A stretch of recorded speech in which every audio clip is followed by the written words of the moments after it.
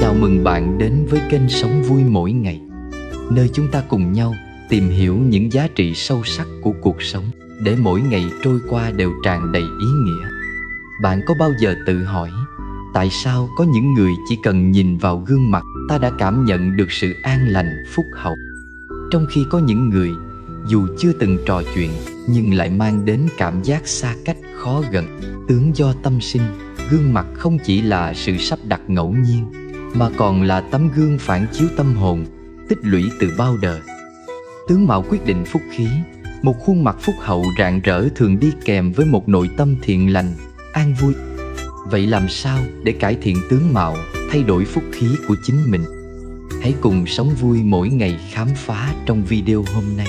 Như bạn đã biết, gương mặt một người không chỉ là những đường nét ngẫu nhiên, nó là tấm gương phản chiếu tâm hồn, là trang sách ghi lại những điều ta đã làm, đã nghĩ, đã trao đi.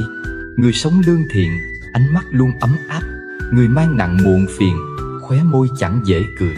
Nhân quả không đợi đến kiếp sau mà hiện hữu ngay trên dung nhan ta mỗi ngày. Phúc đức như hương của một loài hoa, không cần khoe sắc vẫn âm thầm lan tỏa. Và ai mang trong mình đủ nhân từ, đủ thiện lương, tự khắc sẽ được bao bọc trong khí chất an nhiên. Bạn có tin không rằng một gương mặt có thể kể lại câu chuyện của một đời người? Việc làm thiện có thể thay đổi diện mạo và số phận con người không? Có câu nói, tướng tùy tâm sinh, cảnh tùy tâm chuyển. Điều đó có nghĩa là tướng mạo của một người không chỉ do bẩm sinh mà còn phản ánh tâm tính và cách sống của họ. Một người thường xuyên làm việc thiện, giữ lòng từ bi, khuôn mặt sẽ dần trở nên hiền hòa, ánh mắt sáng trong, nụ cười an lạc. Ngược lại, kẻ luôn chất chứa oán hận, tham sân si, trên khuôn mặt sẽ sớm hằn những dấu vết của sân hận, phiền não và bất an. Khi ta làm việc thiện, tâm ta rộng mở, lòng ta nhẹ nhàng.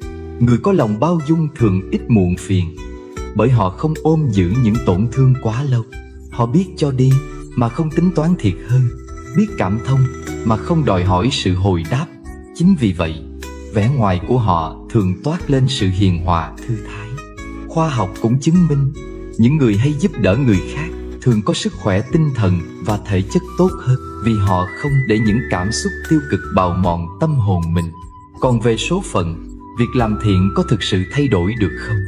Nếu tin vào nhân quả, ta sẽ hiểu rằng mỗi hành động, mỗi lời nói và mỗi ý nghĩ đều tạo ra nghiệp lực. Người gieo nhân lành, dù hiện tại có gặp khó khăn, về lâu dài cũng sẽ nhận được phước báo.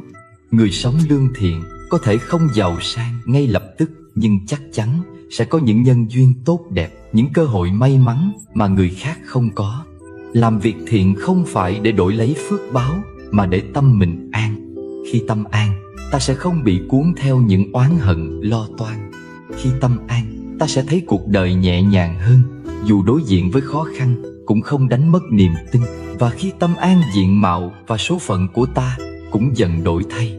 Bởi vậy, muốn cải thiện tướng mạo, muốn thay đổi vận mệnh, không có con đường nào tốt hơn là sống lương thiện.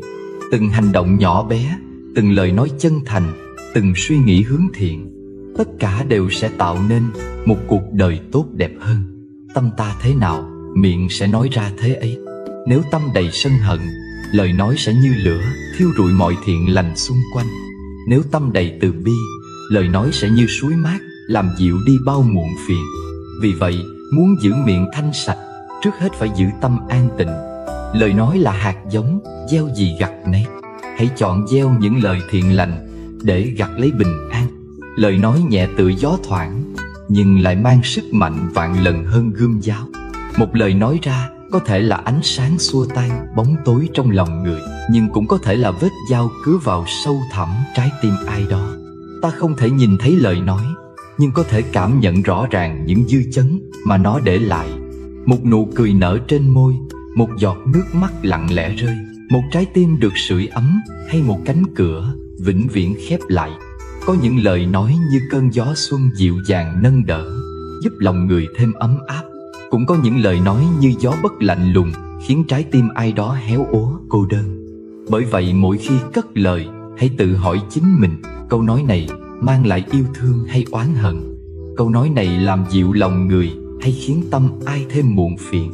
Lời nói không chỉ phản ánh nhân cách của một người mà còn quyết định số phận của họ. Người nói lời thiện lành, tâm an nhiên, đường đời rộng mở. Người thường buông lời cay độc, cuộc sống chẳng thể nào suôn sẻ. Miệng tạo nghiệp, miệng cũng có thể tạo phúc. Giữa hai lựa chọn ấy, ta sẽ chọn gì?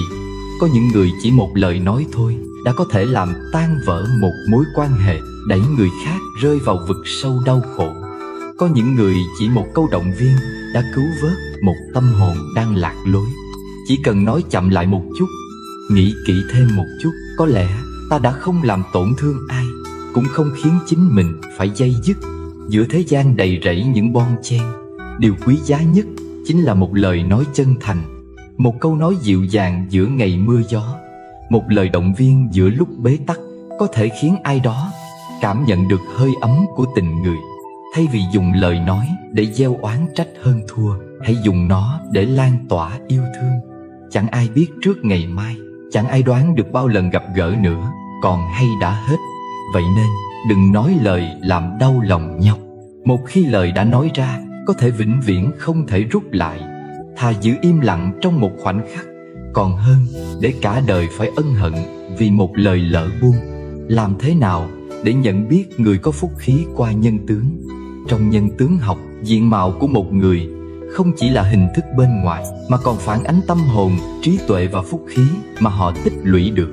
Người có phúc khí thường toát ra một loại năng lượng nhẹ nhàng thu hút, khiến người khác cảm thấy dễ chịu khi ở bên cạnh.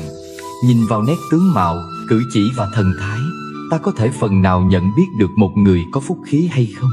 Một là khuôn mặt hiền hòa, đường nét cân đối. Những người có phúc khí thường có khuôn mặt đầy đặn, không gầy guộc hốc hác, cũng không thô cứng nặng nề.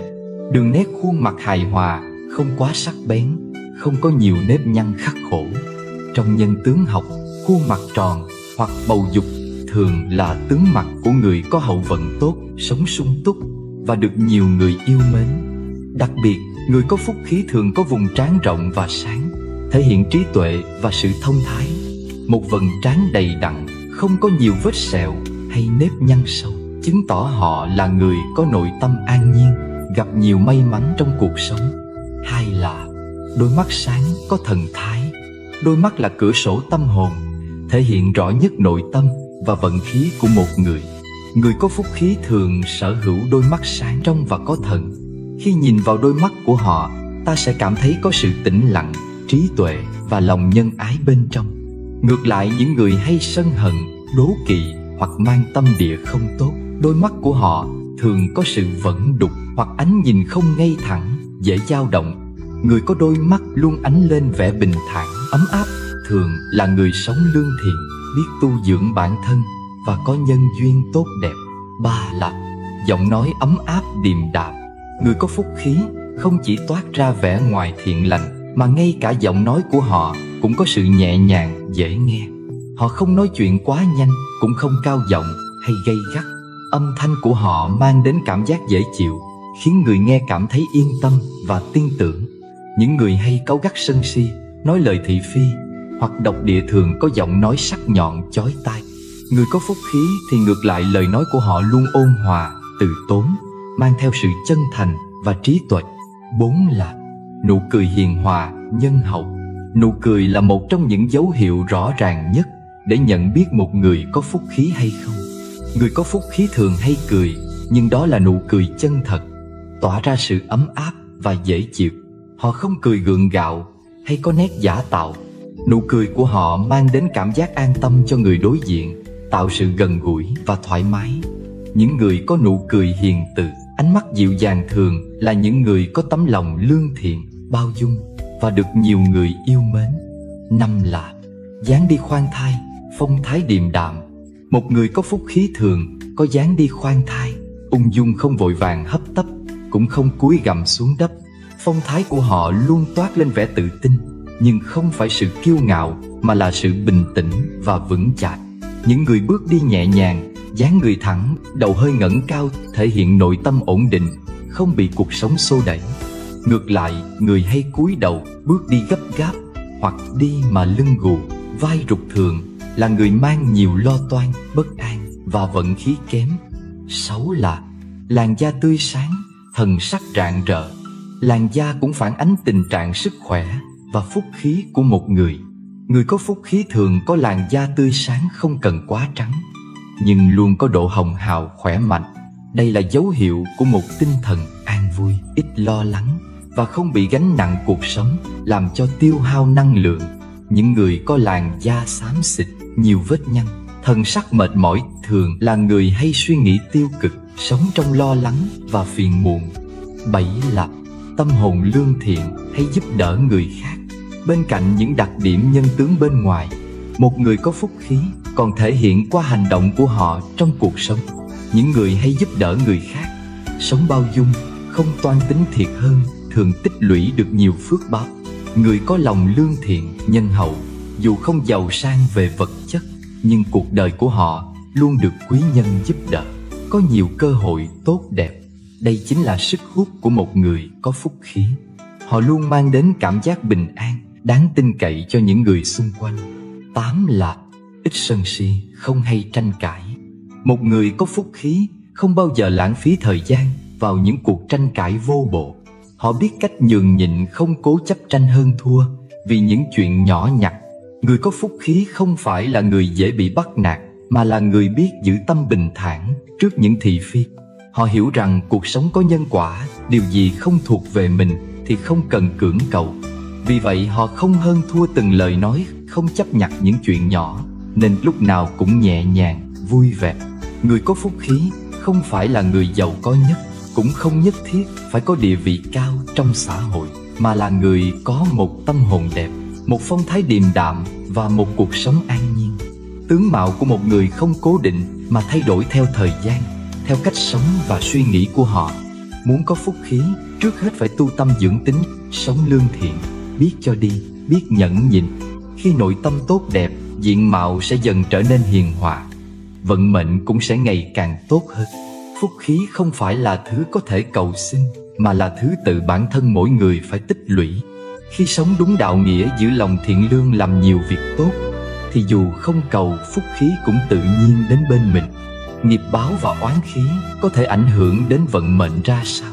Trong triết lý nhân quả của Phật giáo, nghiệp báo và oán khí là hai yếu tố quan trọng tác động trực tiếp đến cuộc sống và vận mệnh của một con người.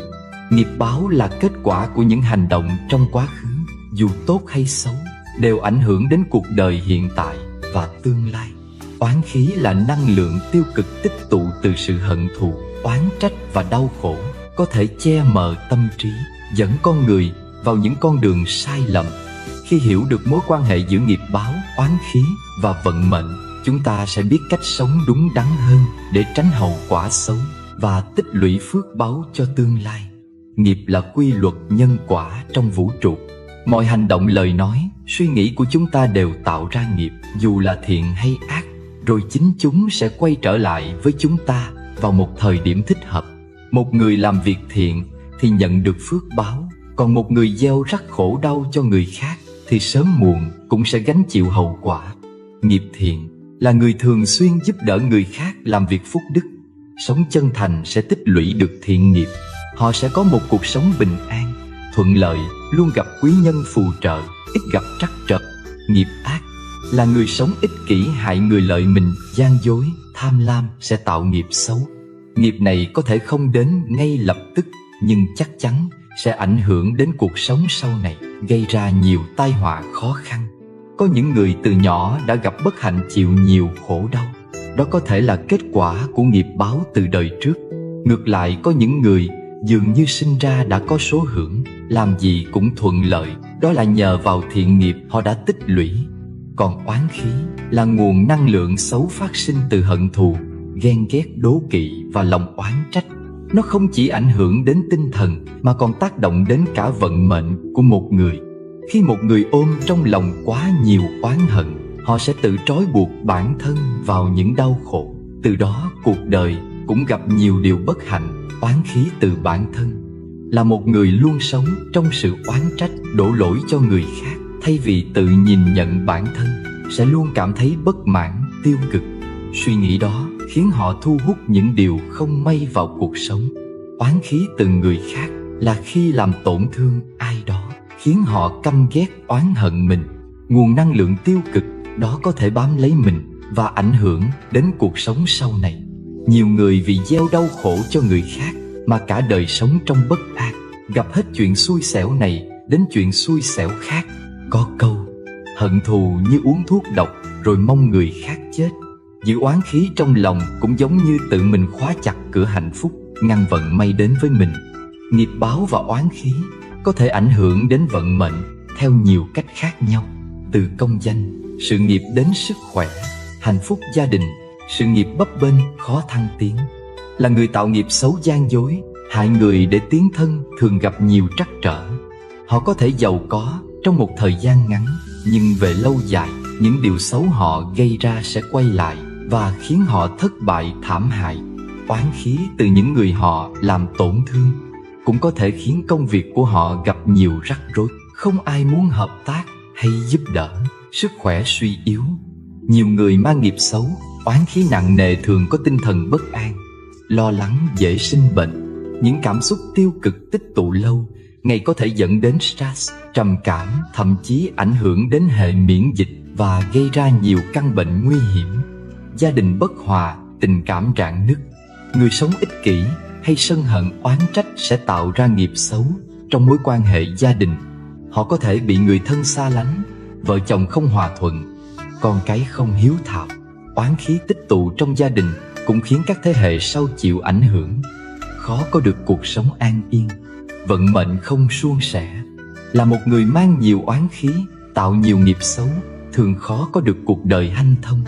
Họ sẽ luôn gặp những trở ngại, dù có cố gắng thế nào cũng khó đạt được thành công bền vững.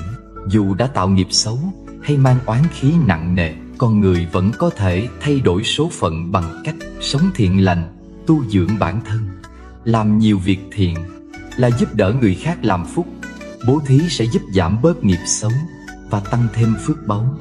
Buông bỏ oán hận là không ôm hận thù trong lòng, học cách tha thứ và buông bỏ quá khứ để tâm hồn thanh thản hơn. Sám hối và sửa đổi.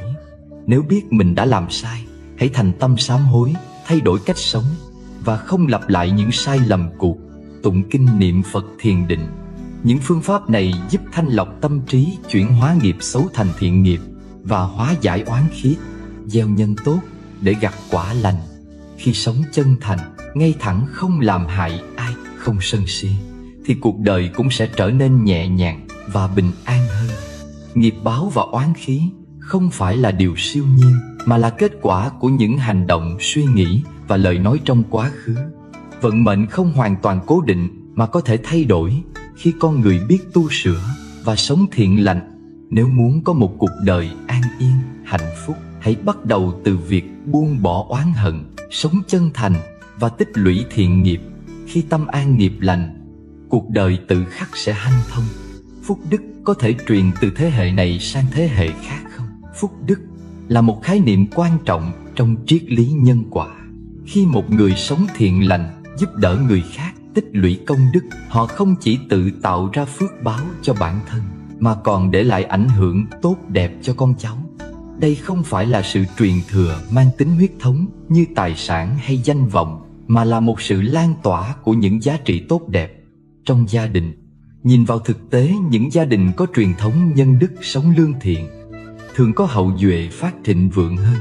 Con cháu lớn lên trong môi trường được giáo dục về đạo đức, biết cách sống chân thành, biết kính trên nhường dưới, thì dù không sinh ra trong gia cảnh giàu có, họ vẫn có cơ hội xây dựng một cuộc sống tốt đẹp. Ngược lại, nếu một gia đình chỉ tích lũy tiền bạc mà không vun đắp giá trị đạo đức, con cháu dù có nhiều của cải cũng dễ sa ngã, sống không hạnh phúc, thậm chí đánh mất tất cả. Phúc đức không phải là thứ có thể nhìn thấy ngay lập tức như một món đồ thừa kế. Đó là nền tảng sâu xa, được tích lũy từ đời này sang đời khác. Có những gia đình cha mẹ tích thiện, nhưng con cái vẫn gặp khó khăn. Điều này không có nghĩa là phúc đức không được truyền lại, mà có thể con cháu vẫn đang trả nghiệp của chính họ.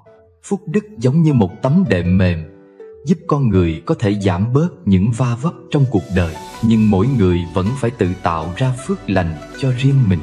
Có những gia đình mà nhiều thế hệ đều gặp may mắn, công danh sự nghiệp hanh thông. Điều này không đơn thuần chỉ là tài năng hay sự chăm chỉ, mà còn nhờ vào nền tảng phúc đức của tổ tiên để lại. Khi tổ tiên sống tốt, làm nhiều việc thiện không tạo ác nghiệp, năng lượng tốt đẹp đó có thể lan tỏa đến con cháu, giúp họ gặp được nhiều điều thuận lợi trong cuộc đời. Tuy nhiên, phúc đức không phải là thứ có thể truyền mãi. Nếu thế hệ sau không biết giữ gìn và tiếp tục bồi đắp, nếu con cháu sống không có đạo đức, tạo nhiều nghiệp xấu, thì phước báo của cha ông cũng sẽ dần tiêu hao, giống như một kho báu. Nếu không biết cách sử dụng và tiếp tục làm giàu thêm, nó cũng sẽ cạn kiệt. Ngược lại, nếu con cháu biết cách tu dưỡng bản thân, sống thiện lành, phúc đức không chỉ duy trì mà còn có thể ngày càng lớn mạnh hơn. Một gia đình có truyền thống hiếu thuận, biết giúp đỡ người khác, thì dù gặp khó khăn cũng luôn có quý nhân giúp đỡ. Vận may dễ đến.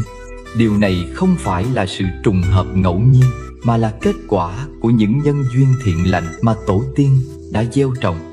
Những người sinh ra trong gia đình có nền tảng đạo đức tốt, thường có cách suy nghĩ tích cực, ít sân hận, ít tạo ác nghiệp. Từ đó, cuộc sống cũng an lành hơn. Phúc đức có thể truyền từ thế hệ này sang thế hệ khác, nhưng nó không phải là thứ cố định hay bất biến. Mỗi người đều phải tự tạo ra nghiệp lành của riêng mình. Nếu chỉ ỷ lại vào công đức của tổ tiên mà không chịu tu dưỡng, phước báo cũng sẽ dần cạn kiệt. Ngược lại, nếu biết trân trọng, tiếp tục làm điều thiện, không chỉ giữ được phúc lành của cha ông mà còn có thể nhân rộng cho đời sau. Phúc đức là một món quà vô hình mà những người đi trước để lại. Nó không phải là tài sản có thể nhìn thấy ngay, nhưng lại có sức ảnh hưởng sâu sắc đến vận mệnh của một gia tộc. Nếu muốn có một đời sống bình an, hạnh phúc, không chỉ cần làm giàu về vật chất, mà còn phải biết vun đắp những giá trị đạo đức. Một gia đình có phúc đức sâu dày, con cháu sẽ được hưởng sự bảo hộ vô hình, giúp họ vượt qua những thử thách, tránh được tai ương, gặp nhiều điều thuận lợi trong cuộc sống. Liệu khoa học hiện đại có thể lý giải được quan niệm về âm đức và vận mệnh không? Quan niệm về âm đức và vận mệnh đã tồn tại từ lâu trong văn hóa phương Đông, đặc biệt là trong triết lý Phật giáo và Đạo giáo. Theo quan niệm này, âm đức là những điều thiện lành mà con người làm một cách thầm lặng, không phô trương, không cầu báo đáp, nhưng lại có tác động sâu xa đến vận mệnh của chính họ và cả thế hệ sau. Vận mệnh theo cách nhìn này không hoàn toàn cố định, mà có thể thay đổi nhờ vào những hành động thiện hay ác của con người. Tuy nhiên, liệu khoa học hiện đại có thể lý giải được những điều này hay không? Dưới góc độ khoa học, dù không thể trực tiếp chứng minh sự tồn tại của âm đức hay vận mệnh theo cách hiểu truyền thống, nhưng nhiều nghiên cứu tâm lý học, xã hội học và cả vật lý lượng tử đã đưa ra những góc nhìn thú vị, có thể giúp lý giải phần nào mối quan hệ giữa nhân quả, đạo đức và cuộc sống con người. Một trong những nguyên lý quan trọng giúp khoa học tiếp cận khái niệm âm đức là nguyên tắc nhân quả. Trong tâm lý học, hiệu ứng hành động và phản ứng đã được chứng minh. Khi một người làm điều tốt, họ sẽ có xu hướng cảm thấy hạnh phúc hơn, tự tin hơn, từ đó thu hút những điều tích cực trong cuộc sống. Ngược lại, khi một người làm điều ác, họ có thể rơi vào trạng thái căng thẳng, lo âu, thậm chí là trầm cảm, khiến cuộc sống ngày càng khó khăn hơn. Nghiên cứu từ Đại học Harvard đã chỉ ra rằng những người thường xuyên làm việc thiện có chỉ số hạnh phúc cao hơn và tuổi thọ dài hơn so với những người sống ích kỷ, thù hận.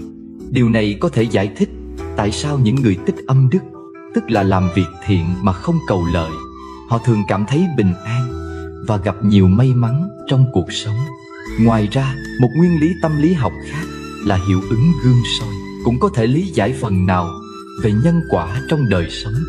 Khi một người có lòng nhân hậu, họ sẽ tạo ra một môi trường tích cực xung quanh, thu hút những người có cùng năng lượng. Từ đó, cơ hội và vận may cũng đến với họ một cách tự nhiên hơn. Một góc nhìn khác đến từ vật lý lượng tử, lĩnh vực nghiên cứu những hạt vật chất nhỏ nhất trong vũ trụ.